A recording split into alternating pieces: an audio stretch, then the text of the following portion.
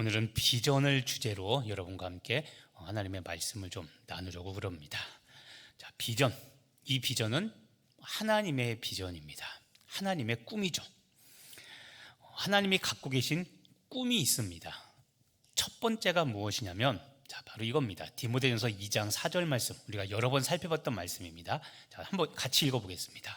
하나님은 모든 사람이 구원을 받으며 진리를 아는 데에 이르기를 원하시느니라. 아멘. 자, 하나님이 원하시는 게 있습니다. 그게 무엇이냐면 모든 사람이 구원받는 겁니다. 한 사람도 빠지지 않고 구원받는 것이 하나님이 원하는 비전, 하나님의 꿈입니다. 근데 어떻게 구원을 받냐면 진리를 알아야 됩니다. 진리이신 예수님, 다시 말하면 유일한 구원자 예수님을 알아야, 진리를 알아야 우리는 구원받을 수가 있죠. 그래서 하나님의 꿈, 하나님의 비전, 첫 번째 비전은 모든 사람이 진리이신 예수님을 알아서 구원받는 것, 한 사람도 빠짐없이 구원받는 것, 이것이 하나님이 갖고 계신 비전, 꿈입니다. 두 번째 하나님의 비전이 있습니다. 오늘 우리가 읽었던 말씀인데요, 오늘 28절, 골로새서 1장 28절을 보면 이런 말이 있습니다. 자, 우리가 그를 전파하여, 여기서 그는 예수 그리스도입니다. 자, 예수님을 전파하여 각 사람을 권합니다. 구원받도록 권하는 것이죠. 그리고 모든 지혜로 각 사람을 가르칩니다. 제자훈련이죠. 그래서 모든 사람, 각 사람 한 명 한 명마다 그리스도 안에서 완전한 자로 세우는 것. 자, 이게 하나님의 두 번째 비전입니다. 자, 물론 여러분, 이것은 골로새 교인들을 향하여 하는 말인데, 골로새 교인들을 향한 말, 권면의 말뿐만이 아니라 사실 이거는 하나님이 우리를 향한 비전이기도 합니다. 우리를 향한 하나님의 비전이 무엇이냐면, 자, 이 빨간 글씨를 주목하십시오. 완전한 자로 세워지는 겁니다. 완전하다, 부담스러운 이야기죠. 그런데 여러분, 새겨야 됩니다. 왜냐하면 하나님이 우리를 창조하시고 우리를 향한 갖고 있는 기대감이 있습니다. 그 기대치가 있는데 그게 뭐냐면 우리가 어떤 사람이 되는 거냐면 완전한 사람이 되는 겁니다. 물론 여러분, 우리는 죄인이기 때문에 완전할 수는 없습니다. 하지만 완전할 수 없어서 우리가 대강대강 그럭저럭 그렇게 살아가면 절대 안 됩니다. 하나님이 우리를 향한 계획은 무엇이냐면, 자, 내가 완전한 사람이 되는 겁니다. 완전한 사람. 에베소서에서는 이 완전한 사람을 이렇게 표현합니다. 좀 더 풀어서 설명하는데요. 자, 에베소서 4장 13절 말씀입니다. 자, 이것도 같이 한번 읽어보겠습니다. 우리가 다 하나님의 아들을 믿는 것과 아는 일에 하나가 되어 온전한 사람을 이루어 그리스도의 장성한 분량이 충만한 데까지 이르리니. 아멘. 자, 여기 보면 좀 전에는 골로새서는 완전한 자라고 그랬는데 이와 비슷한 의미의 단어 하나가 있습니다. 무엇이냐면 온전한 사람입니다. 자, 완전, 온전, 조금 다릅니다. 하지만 같은 의미입니다. 자, 여기서 에베소서에 말하는 온전한 사람은 어떤 사람이냐면, 첫 번째, 하나님의 아들을 믿는 것과, 자, 하나님의 아들이 누굽니까? 예수님이죠. 예수님을 믿는 것. 자, 이걸 다른 말로 하면 믿음입니다. 믿음과 또 하나님의 아들을 아는 일. 자, 안다라는 단어가 나옵니다. 하나님의 아들을 믿는 것과 하나님의 아들을 아는 일에 하나가 돼요. 자, 근데 아는 일이라는 단어가 나오는데 이 아는 일, 자, 헬라어 원어 성경에 보면 에피그노시스입니다. 자, 여기서 그노시스, 뒤에는 그노시스가 어떤 뜻이냐면 알다라는 뜻인데 어떻게 아냐면 경험해서 알다, 체험해서 안다는 뜻입니다. 헬라어는 안다는 단어가 두 가지가 있는데, 하나는 지식적으로 안다라는 단어가 있고, 지금 그노시스, 경험해서 안다, 체험해서 안다는 그노시스, 이 두 단어가 서로 다르게 쓰였습니다. 그런데 하나님의 아들 예수를 안다라는 이 단어의 안다는 뜻은 경험해서 안다, 체험해서 안다는 겁니다. 자, 경험한다, 체험한다, 이것은 하나님의 말씀에 순종한다는 것을 전제로 하는 겁니다. 그러니까 하나님의 아들, 예수님을 아는데 어떻게 아냐면 하나님의 말씀에 순종해서 예수님을 알게 된다는 겁니다. 지식적으로 안다, 예수님은 하나님의 아들이다, 지식적으로 아는 게 아니라 예수님이 하셨던 것들을, 행하셨던 것들을 나도 직접 순종해서 직접 경험함으로 하나님의 아들 예수가 어떤 분인지를 알게 된다는 겁니다. 그렇게 하나님을 믿는 것, 믿음과 하나님을 아는 일, 경험하는 일이라고 했죠. 순종하는 일, 다른 말로 하면 이게 바로 행함입니다.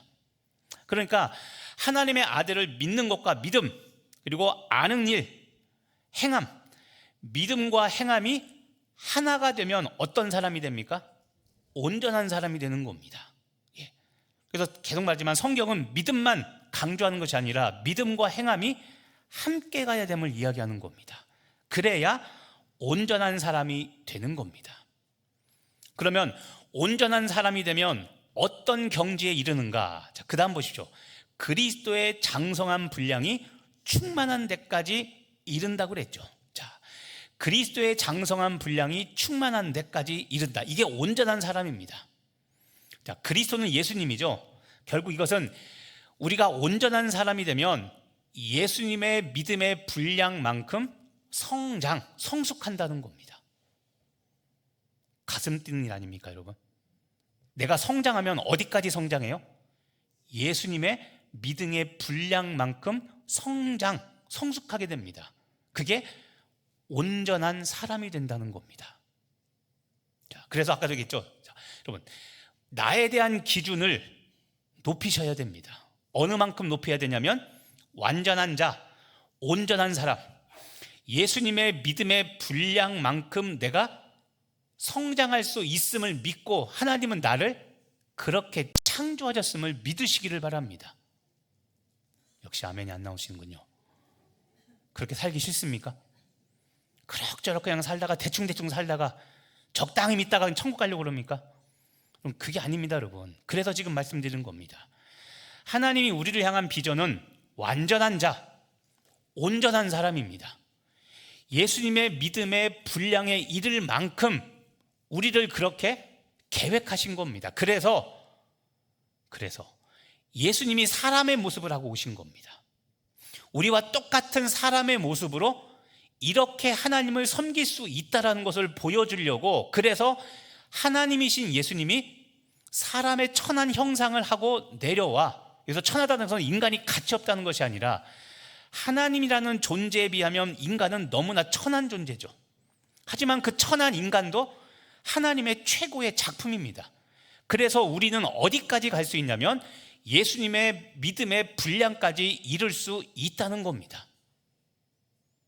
그러니까 여러분, 믿음 생활은 대충 하거나 적당히 하거나 형식치레만 하거나 욕먹지 않을 만큼만 하는 것이 아니라 누구만큼 해야 돼요? 예수님만큼 하셔야 되는 겁니다. 왜냐하면 예수님이 사람의 몸을 입고 오셔서 그렇게 사셨기 때문에 우리도 할 수 있다라는 겁니다. 그게 하나님께서 우리를 지으신 목적이고, 그것이 하나님이 우리를 향해 갖고 있는 오늘 말씀 두 번째 비전인 겁니다. 자, 정리해 보면 이렇습니다. 골로새서 1장 28절에서 말하는 완전한 자, 그리고 에베소서 4장 13절에서 말하는 온전한 사람. 이 에베소 4장 13절에 말하는 이 온전한 사람은 그리스도의 장성한 분량에 이른 사람이라고 그랬죠. 자, 이 세 단어는, 세 구절은 글자만 다르지 똑같은 의미입니다. 어떤 의미냐면 이게 바로 성숙한 그리스도인이라는 겁니다. 성숙한 그리스도인, 완전한 자, 온전한 사람, 그리스도의 장성의 분량에 이른 사람, 이 사람들이 다 성숙한 그리스도인이고, 저와 여러분이 신앙의 목표로 삼아 달성해야 될 단계인 겁니다. 자, 저와 여러분은 어떤 사람이라고요? 성숙한 그리스도인. 이것이 저와 여러분을 향한 하나님의 비전입니다. 그래서 여러분, 이 비전은 이루어도 되고 안 이루어도 되는 게 아니라 반드시 이루어야 되는 겁니다. 죽기 전에 우리는 누구의 믿음만큼 돼야 돼요?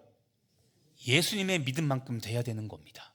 자, 불가능한 일이 아니라 가능한 일이기 때문에 하나님이 우리를 만드시고 신앙의 인생의 목표로 삼아주신 것이고, 그리고 또 예수님까지 보내주셔서 이렇게 살라고 보여주신 겁니다. 그래서 우리는 죽으나 사나 완전한 사람, 온전한 사람, 예수님의 믿음 분량만큼 이루도록 우리는 그렇게 살아가도록 이 영적 성순의 비전을 포기하지 말고 꼭 이루시는 여러분 되길 간절히 바랍니다.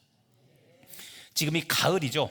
지난주도 말씀드렸지만 열매, 수확의 계절입니다. 그래서 오늘도 말씀이 우리가 어떻게 하면 영적 성숙을 이루어 갈 수 있을까, 그것을 여러분과 함께 나누려고 그럽니다. 자, 영적 성숙 또는 성숙한 믿음이란 오늘은 이렇게 설명하고 싶습니다. 자, 영적 성숙, 성숙한 믿음이란 예수님을 닮는 겁니다. 예수님을 닮는 것. 아까 말한 성숙한 그리스도인의 모습, 이게 바로 예수님의 모습이라서, 자, 예수님을 닮는 게 영적 성숙입니다. 그렇다면 여러분, 예수님의 무엇을 닮아야 될까? 예수님의 어떤 것을 닮아야 될까? 제가 여러 번 이야기했지만 두 가지입니다. 첫 번째는 예수님의 성품입니다. 예수님의 성품. 또 하나는 예수님의 사역, 하셨던 일들입니다. 말씀을 가르치고 천국 복음을 전하고 모든 병과 모든 약한 것을 고치신 것, 이 세 가지가 대표적인 예수님의 사역인데 우리도 그래야 됩니다. 우리도 하나님의 말씀을 가르쳐야 됩니다. 자, 말씀을 가르치기 위해서 이제 앞으로 교회에서는 양육훈련에 참여하셔야 됩니다. 배워야 나도 가르칠 수 있죠. 예수님처럼 말씀을 가르치려면 말씀을 배우시기를 바랍니다. 그 다음 천국 복음을 전파해야 됩니다. 화요전도팀만 복음을 전하는 게 아니라 우리 모두가 다 복음을 전해야 됩니다. 아까 이야기했죠. 하나님의 첫 번째 비전, 모든 사람이 구원함에 이르기를 원하시는 게 하나님의 비전이기 때문에 우리는 모든 사람에게 이 복음을 전해서 구원받게 해야 됩니다. 가장 작은 단위는 가정. 지난주도 추석 연휴 모여서 가족 복음화 때문에 고민하지 않으셨습니까? 제사 드렸던 분들, 종교가 다른 분들, 아예 안 믿는 분들, 옛날에는 잘 믿었는데 지금 교회 안 나가는 내 자녀들, 그렇죠? 가족 복음화. 한 걸음 나가면 강릉 복음화, 또 한 걸음 나가면 강릉을 넘어선 영동 복음화, 한 걸음 더 나가면 강원 복음화, 한 걸음 더 나가면 한반도 복음화, 한 걸음 더 나가면 세계 복음화. 이게 우리가 갖고 있는 구원, 예수님의 사역을 닮아가는 중요한 복음을 전파하는 일이죠. 그래서 내년에는 작년 단기 선교 해보자고 그랬잖아요. 물질로만 후원하지 말고 기도만 하지 말고 직접 우리 어르신들, 장년들이 직접 단기 선교 가보자고 그랬잖아요. 그래서 미얀마 가보자고 했지 않습니까? 돈 모으시길 바랍니다. 선교원금. 해외여행만 가려고 하지 말고 그 돈 모아서 여러분 단기 선교 한번 가보시길 바랍니다. 자, 예수님의 사역을 담고 예수님의 성품을 담는 겁니다. 자, 그런데 여러분, 예수님처럼 사역을 하고 예수님의 성품을 닮으려면 어떻게 해야 되는가? 자, 예수님처럼 사역하려면 내게 필요한 것이 있습니다. 능력이 필요합니다. 예수님은 사역을 할 때마다 항상 사역의 열매가 있었습니다. 사역의 결과가 있었어요. 그 이유 중에 하나는 예수님은 능력이 있었습니다. 바리새인들, 율법사들, 서기관들은 직함은 굉장히 높습니다. 그래서 경건한 모습이 있습니다. 그들은 그들만의 고귀한 옷을 입고 있었어요. 제사장복, 율법사복, 서기관복, 아주 보기에 휘황찬란한 복장을 하고 다녔습니다. 자, 경건의 모양은 있는데 제일 중요한 거 무엇이 없습니까? 경건의 능력이 없었죠. 자, 예수님처럼 사역하려면 여러분 능력이 있어야 됩니다. 이 능력은 기도해야 됩니다. 기도로 하나님께 능력을 받아야 됩니다. 믿어서 받는 것도 있고 기도해서 우리가 능력을 받기도 해야 됩니다. 그런데 예수님의 성품을 닮으려면 어떻게 해야 될까요? 이 예수님의 성품을 닮는다는 것은 내 인격을 말하는 겁니다. 인격. 내 말과 행동과 생각과 태도, 이 모든 것들, 나의 인격이 예수님을 닮아야 되는데, 자, 여러분, 능력은 기도에서 받을 수 있지만 인격은 내가 노력해야 됩니다. 기도로 얻는 게 아니라 예수님의 성품은 내가 노력해야 됩니다. 수고해야 된다는 말입니다. 거듭거듭 강조하지만 예수 믿고 달라져야 됩니다. 이 변화가 없다면 내 구원이 과연 올바른 것인가 내 스스로 자가 체크해야 된다고 그랬죠. 예수님을 믿으면 내 인격, 말과 행동과 태도와 생각, 모든 것들이 달라집니다. 거룩하게 달라집니다. 왜냐하면 예수님을 닮아가기 때문에 그런 거죠. 저도 어렸을 때 보면 그렇습니다. 저는 중학교 2학년 때 예수님을 만났습니다. 중학교 2학년 때 수련회 가서 캠프파이어 그때 막 하던데 그냥 하나보다 했는데, 그날은 갑자기 진짜 예수님이 내 죄를 위해 십자가에 달려 돌아가셨다는 것이 정말 믿어지는 겁니다. 저는 모태신앙으로 자랐지만 그냥 교회 다녔지 예수님을 제대로 만난 적이 없었습니다. 그런데 중학교 2학년 때 수련회 가서 처음 예수님의 십자가 사건이 정말 나를 위한 것이라는 것이 믿어졌습니다. 근데 그 전까지는 보통 사춘기에 남자애들 입이 거칠까요? 고울까요? 그렇죠. 저도 입에 일부러 욕을 달고 살았습니다. 에이 신발 막 이런 이야기들. 예. 남자애들은 막 그렇게 해야 지가 세 보이고 막 그런 게 있어요. 사춘기 때. 그래서 일부러 막 욕하고 그랬습니다. 그런데 예수님을 알고 났더니 내가 이렇게 살면 안 된다라는 것을 그때 깨닫게 된 거예요. 그래서 욕설이 입에서 이제 사라져 버렸죠. 저는 어렸을 때 그런 경험이 분명히 있었습니다. 이게 교사님 말하는 성결 체험이죠. 자, 지금 말한 것처럼 인격은 노력해야 됩니다. 가만히 기도만 하고 앉아 있으면 바뀌는 게 아니라 내가 노력하고 수고해야 되는 것이 인격, 성품입니다. 그래서 지난주 추석에도 잘 지내셨습니까? 가정 평안하셨습니까? 혹시 또 가족끼리 모이다가 말 한마디 때문에 또 치고받고 싸우고 하룻밤 자고 하려고 했는데 그냥 일찍 가버리고 혹시 이런 일도 벌어진 감은 없습니까? 자, 인격은 다시 말하지만 기도만 해서 될 일이 아니라 내가 노력해야 돼요. 하고 싶은 말 있고 예전에는 돌직구 날렸는데 지금은 참는 겁니다. 누구처럼 되려고요? 예수님처럼. 반대로 아무도 정의롭게 말을 못하는데, 왜냐하면 내가 말하면 내 손해이기 때문에, 나만 손해보기 때문에. 하지만 예수님처럼 진리이기 때문에 말할 수 있는 용기도 있어야 되는 겁니다. 자, 예수님을 닮아가는 노력이 필요해요. 그래야 영적 성숙이 우리에게 이루어지는 겁니다. 오늘 말하는 영적 성숙, 자, 1년을 정리해가는 수학의 가을을 맞이해서 내 신앙이 지금 열매 맺고 성숙해가고 있는가를 살펴보자는 겁니다. 다시 한번 또 정리해서 이야기하면 이런 겁니다. 자, 예수님처럼 사역하려면 능력을 받아야 되는데 이 능력은 다른 말로 하면 성령의 은사입니다. 성령의 은사를 받아야 능력이 생깁니다. 그런데 인격은 어떻게 하면 생길까요? 성령의 열매를 맺어야 된다고 그랬죠. 성령의 9가지 열매, 사랑, 희락, 화평, 오래 참음, 자비, 양성, 충성, 온유, 절제, 이 9가지는 능력이 아니라 성품입니다. 이 9가지는 예수님의 인격, 예수님의 성품입니다. 그런데 이거는 처음부터 선천적으로 좋은 것도 있지만 선천적으로 없는 것도 많습니다. 그래서 아까 말씀드린 인격은 노력이 필요하다고 그랬죠. 내 노력, 수고. 성령의 은사를 사모하며 기도하고 이것을 사역 현장에서 발휘할 때 여러분은 영적 성숙을 경험하게 될 것이고, 또 하나 내 내면, 내 성품과 인격을 성령의 9가지 열매를 맺고 자기 부인과 십자가를 통해 이 성령의 9가지 열매를 맺어갈 때 우리는 영적 성숙의 열매를 얻을 수 있는 겁니다. 그래서 올 한 해 돌아보시길 바랍니다. 2025년 얼마만큼 내가 성숙하고 얼마만큼 주님 앞에 열매 맺었습니까? 맺은 분도 있고 아직 못 맺은 분도 있을 텐데, 아직 맺지 못했다면, 그리고 지금도 맺어가는 중이라면 2025년 남은 이 2달 반 동안 우리는 이 영적 형숙을 향하여 달려가야 될 줄로 믿습니다.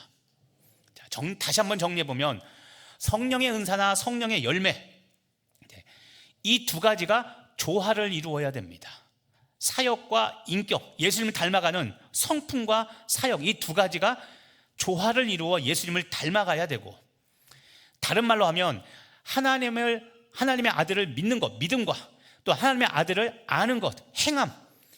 믿음과 행함이 서로 하나가 되어서 그리스도의 장성한 분량에 이르기까지 그렇게 나아갈 때, 그때 우리에게 영적 성숙이 이루어진다는 것을 기억하시고, 여러분, 균형 잡힌 그리스도로 살아가는 여러분 되길 간절히 바랍니다.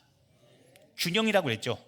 은사와 성령의 은사와 성령의 열매가 균형을 이루고, 하나님을 아는 것과 믿음과 행함의 균형을 이루고, 이 모든 것이 다 균형을 이루어 영적 성숙을 이루는 균형 잡힌 그리스도인 되기를 간절히 바랍니다. 근데 여러분, 영적 성숙은 우리가 다 사모하고 추구하는데 날마다 지속적으로 계속 성장해야 되나? 그렇지 못한 것도 사실입니다. 성숙을 해가지 않는 건 아닙니다. 성숙을 해가는데 어떤 때는 멈춰 있을 때도 있습니다. 그래서 우리가 또다시 살펴봐야 됩니다. 왜 균형 잡힌 그리스도인으로 우리는 계속 성장해 가지 못하고 정체하게 될까? 성경에 보면 계시록 3장 1절과 2절에 보면 아시아 7교회 중에 그 7교회를 대하여 예수님이 칭찬과 책망을 한 기록이 계시록 3장에 기록되어 있는데, 3장 1절과 2절에는 4대 교회를 향한 예수님의 책망이 기록되어 있습니다.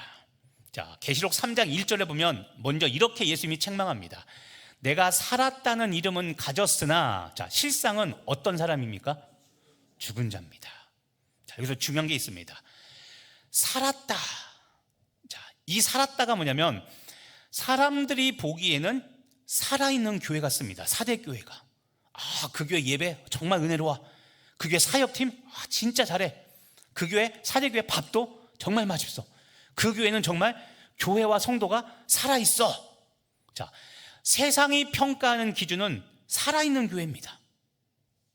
그런데 여러분, 세상과 사람들의 평가가 정확합니까? 예수님의 평가가 정확합니까? 그렇죠? 그런데 예수님은 뭐라고 평가했습니까? 4대 교회를? 죽었다고 말했습니다. 살아있는 교회가 아니라 죽은 교회라고 말하고 있습니다.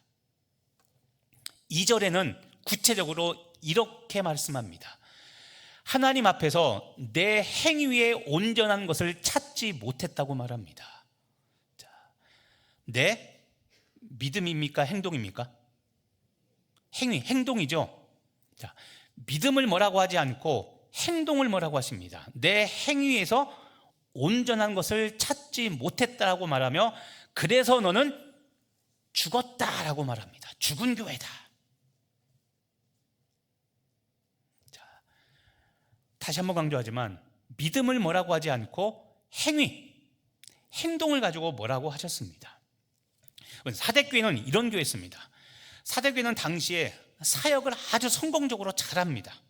그래서 주변 지역, 주변 교회와 주변 사람들로부터 부러움의 대상이 되는 교회가 바로 4대 교회였습니다. 4대 교회 주변 지역에 있는 교회들이 그 목사님한테 가서 말합니다. 목사님, 우리도 4대 교회처럼 해요.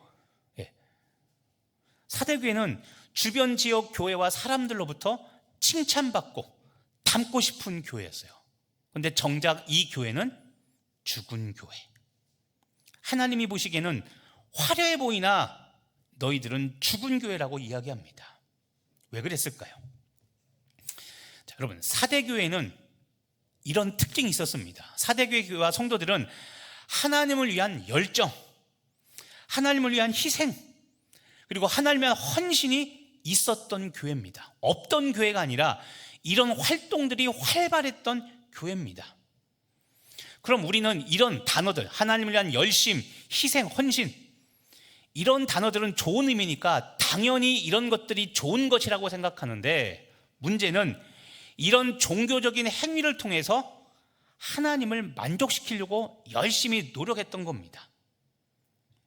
다른 말로 하면 외부 활동, 하나님을 위한 열심을 내는 일들, 희생하고 헌신하는 일들은 열심히 했는데 마음은 그게 아닌 겁니다. 내가 장로니까 안 하면 욕먹겠지, 별로 하고 싶은 마음은 없는데 장로기 때문에 합니다. 내가 권사인데 이거 안 하면 욕먹겠지, 할 수 없이 가서 합니다. 오늘도 혹시 식당 당번인 분이 있습니까? 아유, 왜 하필 추석 연휴 때 식당 당번이 걸려가지고 쉬지도 못하고. 하긴 합니다. 안 하진 않습니다. 하는데 기쁨으로 못하죠. 열심히 그냥 짜증내면서 하고 있는데 지나가는 집사람이, 어머 권사님 오늘도 힘든 추석 연휴인데 와서 열심히 하네요. 그러니까 속은 부글부글 끓는데 감사함을 하고 있어. 거짓말 치죠. 자, 열심을 있고 희생 있고 헌신 있는데 그 안에 진실됨, 진짜 하나님을 사랑해서 예수님을 닮고자 하는 이런 마음이 없이 그냥 요식행위일 뿐인 거죠. 그게 사대교의 모습이었던 겁니다. 그래서 사람은 속일 수 있었고 다른 교회 사람들은 속일 수 있었으나 누구는 못 속입니까? 그렇죠. 하나님, 예수님은 못 속이는 겁니다. 그래서 예수님이 죽은 교회라고 이야기하는 겁니다. 자, 지금 이런 삶, 마음의 기쁨, 감사함은 없이 그냥 어쩔 수 없이 하는 것, 자, 이거를 우리가 뭐라고 말하면 율법적인 신앙 또는 율법적인 삶이라고 말합니다. 대표적인 게 신약에 보면 바리새인들, 율법사, 서기관들입니다. 그냥 이런 말, 직업이 율법사고 서기관이니까 그거 하는 일이지 진짜 자기 삶을 들여서 하나님을 섬기고 사랑하는 마음으로 하는 게 아니라는 겁니다. 자, 율법적인 신앙과 삶의 특징이 뭐냐면 열심히 일어나고 봉사하고 예배도 드리고 다 참여하고 다 합니다. 그런데 주님과의 인격적인 만남이 없습니다.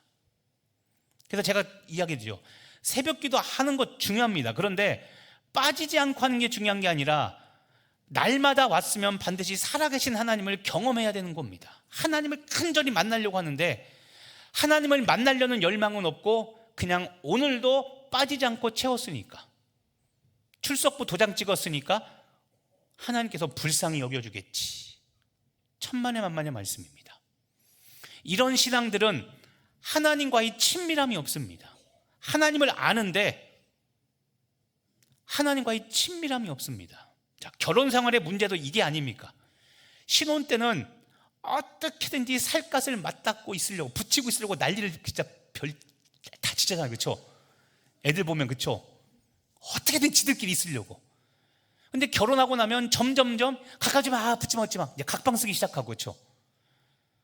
부부간의 친밀함이 사라지면 이거 부부관계 위기 아닙니까? 그래서 성경에도 보면 기도의 목적 외에는 잠자리 따로 하지 마, 각방 쓰지 말라고 성경에도 이야기하고 있지 않습니까?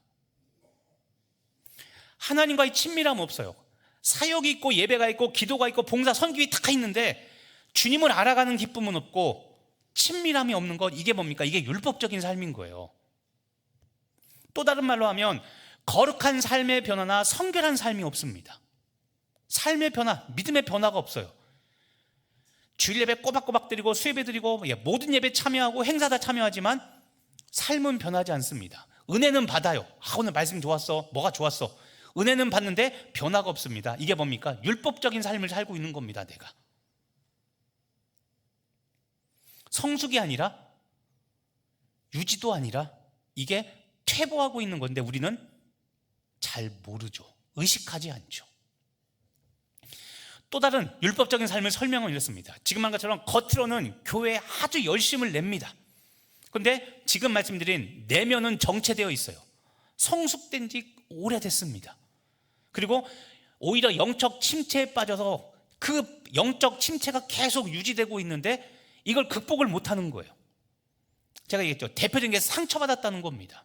여러분, 상처는 준 사람도 문제지만 받는 사람도 문제입니다. 상처받지 않을 수는 없습니다. 누구나 다 상처는 받습니다. 그런데 믿음의 힘으로 극복해야 되는 겁니다.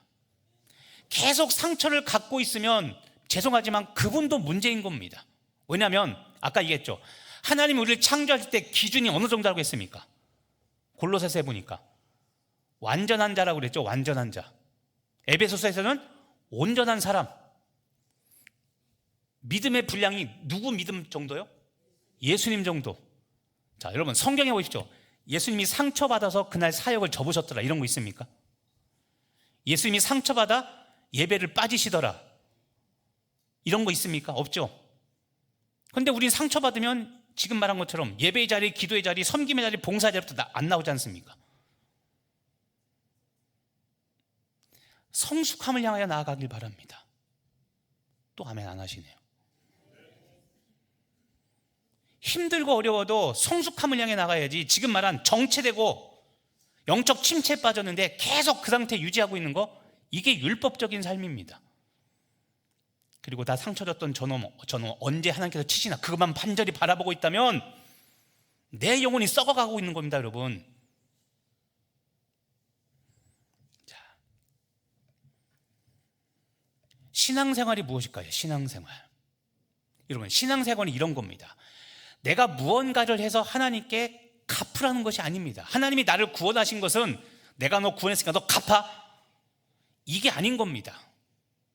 doing, 행함에 있는 것이 아니라 존재성에 있는 겁니다. 신앙생활은 무엇이냐면 하나님이 원하시는 존재로 내가 자꾸 변해가는 거예요. doing, 사역을 하지 말라는 게 아니라, 사역이 우선이 아니라 내가 하나님께서 원하시는 존재로 당연히 변해가면 사역은 할 수밖에 없는 겁니다. 그 은혜를 알기 때문에 몸밖에 드릴 것 없어 이 찬송 부르며 내가 하나님께 내 가진 몸뚱아리, 시간, 물질, 열정을 그때 드리게 되는 겁니다. 나는 부서져도, 자기가 부인된 한이 있더라도, 자아분이 있더라도 십자가 지고 주님을 따르게 되는 겁니다. 이게 신앙생활인 겁니다. 그래서 기억하십시오. 신앙생활은 doing보다도 being, 합당한 존재가 되는 것이 먼저입니다. 그게 구원입니다. 우리의 신앙생활도 그래서 여러분, 지금 말씀드린 우리의 영혼과 우리의 몸, 이것들이 하나님께 온전히 드려지는 그런 성숙된 삶, 이런 삶을 살아가신 여러분 되길 간절히 바랍니다. 자, 데살로니가전서 5장 23절, 우리 자주 읽었던 건데 또 다시 읽습니다. 읽어보겠습니다. 평강의 하나님이 친히 너희를 온전히 거룩하게 하시고 또 너희의 온 영과 혼과 몸이 우리 주 예수 그리스도께서 강림하실 때 흠없게 보존되기를 원하노라. 아멘. 자, 여기 보면 세 가지가 나옵니다. 영과 혼과 몸입니다. 구약 성경은 영혼과 몸 두 가지로 이야기하는데 신약 성경은 영혼을 분리합니다. 영과 혼과 몸 세 가지. 자, 두 가지든 세 가지든 관계없습니다. 뭐가 옳다 그러든 아닙니다. 자, 중요한 것은 우리 영혼과 몸이 어떻게 돼야 됩니까? 흠 없이 보존돼야 됩니다. 자, 여러분, 영과 혼과 몸 이 세 가지는 서로 긴밀하게 연관되어 있습니다. 자, 한 가지가 범죄에 노출되면 나머지 두 가지도 같이 영향을 받게 됩니다. 예를 들어서 여러분의 몸을 잘 관리하지 않습니다. 세상 즐거움에 그냥 내어 맡깁니다. 부어라 마셔라, 주일마다 놀러가고 하고 싶은 거 다 하고, 하지 말래 못된 짓 다 내 몸이 다 즐깁니다. 자, 그러면 내 몸이 그렇게 범죄에 노출되면 내 영과 혼도 같이 영향을 받습니다. 근데 반대로 내 영혼, 내 영과 내 혼이 하나님의 은혜로 각성이 되면 내 몸을 내가 스스로 이제 가꾸기 시작합니다. 어느 날 갑자기 고주망태로 살다가 하나님의 은혜를 경험했습니다. 새 사람이 되었습니다. 그러면 그때부터는 내 영혼이 각성되고 나면 내 육체를 더 이상 이제는 방치하지 않죠. 이제는 세상 노는 자리, 술자리, 노는 자리 이런 데가 아니라 예배하는 자리, 봉사하는 자리로 내 몸을 쓰려고 그러죠. 자, 영과 혼과 몸은 긴밀히 연결되어 있습니다. 자, 그래서 여러분 이렇게 사셔야 됩니다. 내 몸, 내 육체를 잘 관리해서, 이 관리는 주로 절제입니다. 육체, 몸뚱아리는 잘 절제하는 일이 필요합니다. 그래서 성령에 속한 영의 일을 도모해야 하고, 그리고 영혼, 여러분의 영과 혼은 잘 관리해서 여러분의 몸을 성령의 도구로 사용하도록 그렇게 내어드려야, 그래야 우리 안에 영적 성숙이 이루어지는 겁니다. 육체가 원하는 대로 다 그렇게 살아가면 영혼이 골병듭니다. 내 영혼을 주의 말씀과 기도로 항상 각성하게 깨어있게 해서 내 몸이 다스림 받도록, 내가 육체에 끌려다니는 삶이 아니라 내 믿음과 신앙이 내 육체를 다스리는 삶, 이게 영적 성숙을 향해 나아가는 삶입니다. 그러면 여러분도 이 영적 성숙을 향해 달려가는 귀한 여러분 되기를 간절히 바랍니다. 예수님이 말씀하셨죠. 썩을 양식을 위하여 일하지 말고 영생하도록 있는 양식을 위하여 일하라고 말씀하고 있습니다. 지금 여러분이 하고 있는 일들이 영생을 위한 일입니까? 아니면 썩어 없어질 일입니까? 여자분들 비하는 말이 하니까 오해하지 마시기 바랍니다. 여러분, 우리가 아무리 성형수술을 하고 해도 80 넘으면 유지됩니까? 안 됩니까? 피부가 안 되죠. 나쁘다는 게 아니라 하셔도 됩니다. 그런데 육체의 일은, 썩을 일은 영원하지 않죠. 그렇죠? 성형수술한 몸으로 천국 갈까요? 아니면 80, 90 넘어서 쪼글쪼글한 몸으로 천국 갈까요? 물론 육체는 천국 가는 게 아니기 때문에 이거는 그냥 웃자고 하는 이야기지만, 썩을 양식이 아니라 영생하도록 있는 양식입니다. 그것이 값진 것이죠. 그래서 여러분 기억하시길 바랍니다. 영적 성숙을 향한 중요한 믿음의 원칙 하나만 이야기하고 마치려고 합니다. 여러분, 믿음은 마일리지처럼 사용할 수 없다는 것을 꼭 기억하시길 바랍니다. 이게 무슨 이야기냐면, 마일리지는 쌓아두는 거죠. 여러분, 믿음은 마일리지처럼 사용할 수 없습니다. 예를 들면 이런 겁니다. 어제까지 나는 순종하고 하나님께 충성 봉사하면서 열심히 잘 살았습니다. 어제까지는 좋은 믿음이었는데 오늘 갑자기 내가 마음이 바뀌어서 불순종하고 하나님의 대로 살지 않습니다.